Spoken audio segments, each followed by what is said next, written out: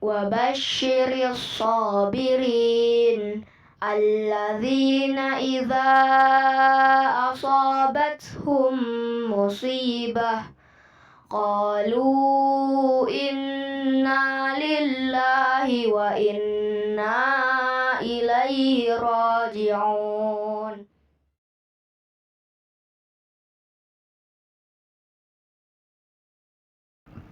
Bismillahirrahmanirrahim. Kata asaba yusibu merupakan kata kerja atau fiil yang berarti menimpakan sesuatu secara tepat pada sasarannya. Peristiwanya disebut isobah. Sesuatu yang menimpa disebut musib. Sehingga secara keseluruhan kita bisa membacanya menjadi asaba yusibu isobatan fahuwa musibun. Kata asaba yusibu mempunyai akar kata yaitu huruf sod, wawu, dan ba. Akar kata ini bisa membentuk kata shawab yang berarti benar atau tepat atau akurat, tidak meleset.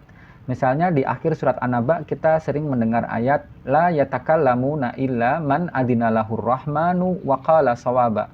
Pada hari kiamat, malaikat tidak ada yang berkata kecuali yang diizinkan oleh Ar-Rahman dan yang mereka katakan adalah sesuatu yang shawab, sesuatu yang benar, yang tepat, tidak mencela-mencela. Jadi kata shawab artinya benar atau tepat atau akurat. Maka dengan demikian kata asaba yusibu juga sama. Bisa diartikan menimpakan sesuatu secara tepat dan akurat kepada sasarannya. Ibarat orang yang memanah. Seperti itulah asaba yusibu. Anak panah yang meluncur dari busur mengenai targetnya bisa kita sebut musib. Sesuatu yang menimpa mengenai secara akurat. Nah kemudian dari kata musib kita bisa menambahkan akhiran tak marbutah menjadi musibah. Tambahan tak marbutah ini bermakna hadas, artinya setiap kali kejadian, setiap sesuatu yang menimpa tanpa terkecuali. Misalnya ada ayat yang berbunyi ma asaba mim musibatin. Ma di depan itu adalah ma nafiyah atau ma negasi yang berarti tidak. Asaba adalah fiil atau tindakan, artinya menimpa secara akurat. Musibah sebagai pelaku atau fa'il artinya sesuatu yang menimpa secara akurat. Jadi potongan ayat ma asaba mim musibatin yaitu tidak ada satupun musibah yang menimpa secara akurat. Nah sebenarnya potongan ayat ini termasuk unik ya, karena biasanya tindakan dan pelaku keduanya memiliki gender yang sama. Antara fiil dan fa'il harus mempunyai gender yang sama. Jika pelakunya laki-laki atau mudzakkar, maka tindakannya laki-laki atau mudzakkar. Jika pelakunya perempuan atau mu'annas, maka tindakannya juga perempuan atau mu'annas. Misalnya pada ayat yang lain kita pernah mendengar potongan ayat asabathum musibah atau antusibahum musibah.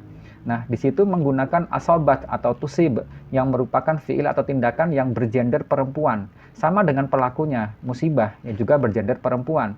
Namun demikian, beberapa kali dalam Al-Quran Allah menggunakan kata asoba yang bergender laki-laki. Dan kebetulan juga kalimatnya mirip semua, yaitu ma asoba mim musibatin. Asoba di sini bergender laki-laki dan musibah bergender perempuan. Ada apa ini? Kenapa kok gendernya harus dibedakan? Dalam ilmu balaghah ada penjelasan tentang tadzkir wa ta'nis. Artinya perubahan gender dari laki-laki menjadi perempuan atau dari perempuan menjadi laki-laki dengan maksud tertentu. Pada ayat ini terjadi tadzkir yang seharusnya perempuan menjadi laki-laki.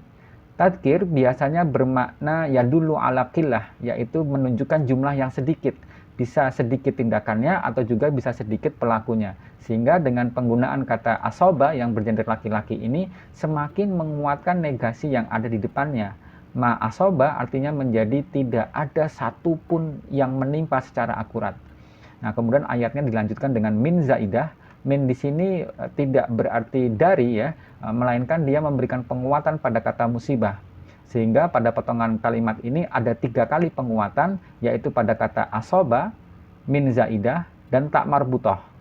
Ma asoba mim musibatin artinya tidak ada satupun musibah yang menimpa secara akurat sama sekali.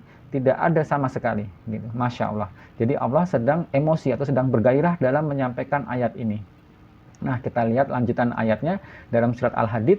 Ma asoba mim musibatin fil ardi wala fi anfusikum. Tidak ada satupun musibah yang menimpa di permukaan bumi ini dan juga di diri kalian illa fi kitabin, kecuali dia berada dalam sebuah kitab yang sudah Allah tetapkan min qabli an nabraha, sebelum kami mewujudkannya.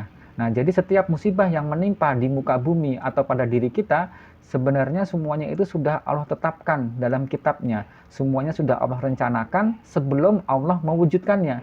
Sehingga ketika Allah mewujudkannya, musibah itu pasti akan mengenai sasarannya secara akurat. Kapan, di mana, bagaimana, kepada siapa, semuanya pasti akan terwujud secara akurat tanpa ada yang meleset sedikit pun. Artinya segala musibah atau kesulitan yang ada pada diri kita, semuanya sudah terencana dengan baik dan akan terwujud sesuai dengan kehendaknya. Subhanallah. Inna dzalika 'alallahi yasir. Sesungguhnya yang demikian itu adalah mudah bagi Allah Subhanahu wa taala. Lantas bagaimana sikap kita menghadapi musibah? Allah menjelaskan dalam surat At-Taghabun, ma asaba mim musibatin illa biidznillah. Tidak ada satupun musibah yang menimpa kecuali dengan izinnya Allah. Wa may yu'min billah, barang siapa yang beriman kepada Allah, yahdi qalbahu, maka Allah pasti akan memberikan petunjuk ke dalam hatinya. Jadi Allah menjanjikan kepada orang yang beriman petunjuk dalam hatinya untuk menghadapi segala musibah yang dia hadapi. Maka syarat sukses untuk menghadapi musibah adalah memperbaiki keimanan kita kepada Allah, meningkatkan ketawakalan kita kepada Allah, beriman dan berserah diri kepada Allah. Karena wallahu bikulli syai'in alim. Allah Maha mengetahui segala sesuatu.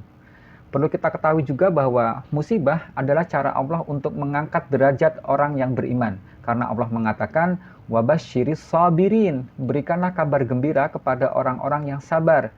Alladzina idza asabathum musibah, yaitu orang-orang yang ketika ada musibah menimpa diri mereka, qalu inna lillahi wa inna ilaihi raji'un. Mereka berkata bahwa kami adalah milik Allah dan sesungguhnya kami akan kembali kepada Allah. Subhanallah. Semoga Allah menjadikan kita semua orang-orang yang beriman, yaitu orang yang mendapatkan petunjuk dalam hati kita untuk senantiasa bersabar dalam menghadapi segala musibah yang menimpa kita.